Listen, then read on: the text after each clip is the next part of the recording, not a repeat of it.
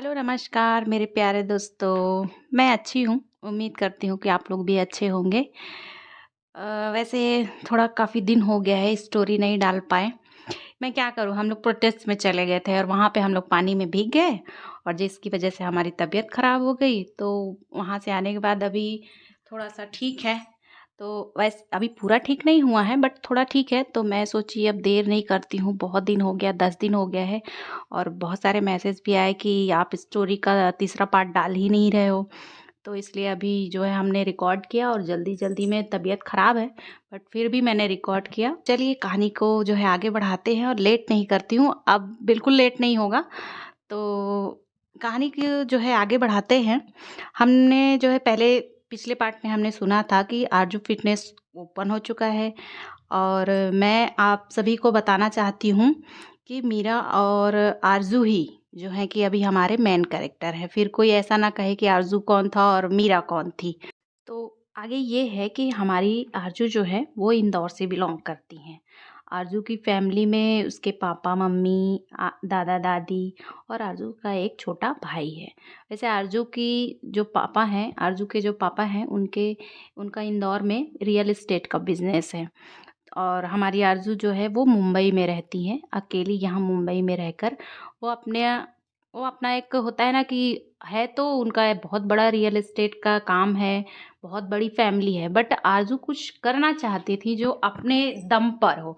तो वो मुंबई में रहकर जो है अपना काम करती हैं और आरज़ू जो है करती हैं वैसे अपने पापा का बिज़नेस भी सँभालती हैं, लेकिन जब ज़रूरत पड़ती है तो वो इंदौर आना-जाना करती हैं।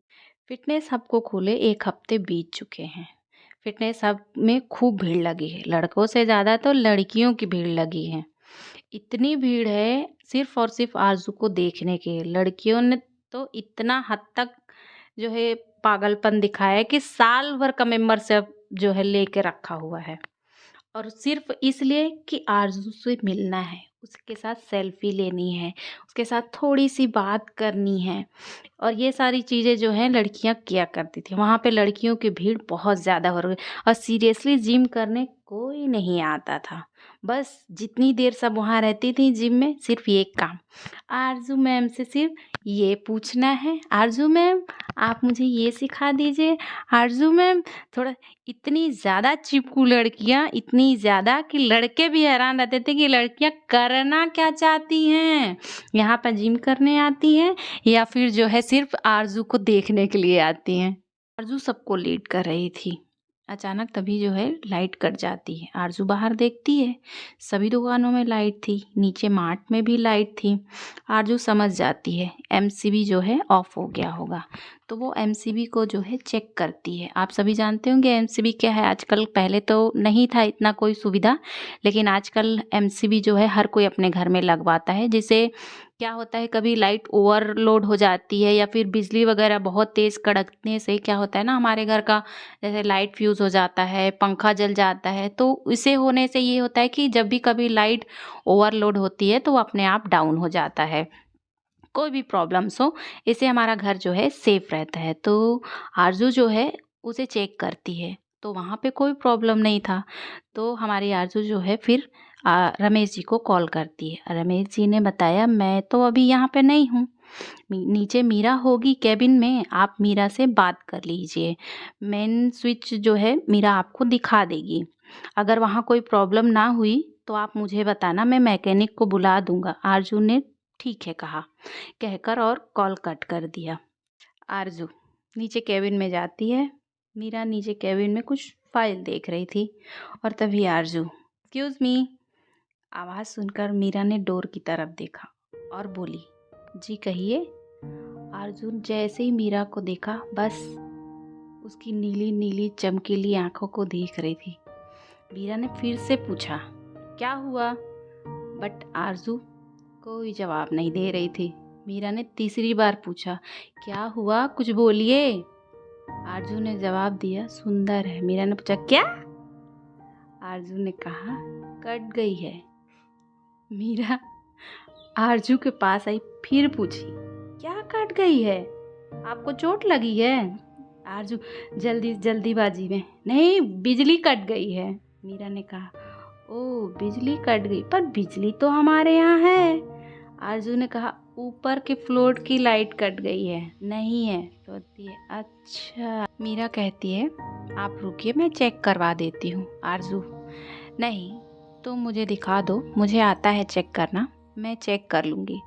मीरा कहती है ठीक है चलिए मैं आपको दिखा देती हूँ। दोनों जाते हैं। आरज़ू चेक करती है और स्विच नीचे कर देती है। सब तरफ अंधेरा हो जाता है और मीरा एक तरफ शांत खड़े होकर कुछ बड़बड़ा रही थी। आरज़ू को कुछ समझ नहीं आया कि ये लड़की बोल क्या रही है। पास जाके सुनने की कोशिश करती है, तभी एक चूहा मीरा के पैर के ऊपर से कूद जाता है। मीरा डर के मारे आरज़ू को ज़ोर से गले लगा लेती है। मीरा ने इतने ज़ोर से आरज़ू को पकड़ा था कि आरज़ू के शोल्डर पर मीरा के नाखून चुभ रहे थे।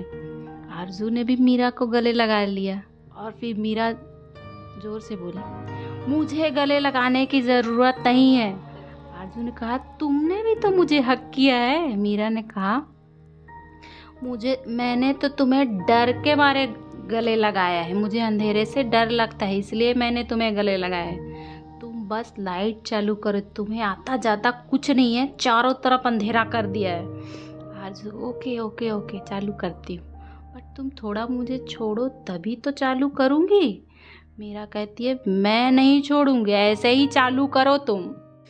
आरज़ू मीरा को साथ लेकर मेन बोर्ड के पास जाती है और मेन स्विच को ऊपर करती है, लाइट आ जाती है और मीरा जैसे ही देखती है लाइट चालू हो गया, जल्दी से आरज़ू को छोड़ती है और बाहर भाग जाती है। आरज़ू मीरा को जाते हुए देखती है और हंसती है। मीरा जल्दी से अपने केबिन में आती है और पानी पीने लगती है। हड़बड़ाहट के मारे उसकी सांसें फूल रही थी और अपने आप को वो शांत कर रही थी। आरज़ू की हंसी नहीं रुक रही थी, वह हंसते हंसते ऊपर चढ़ती है।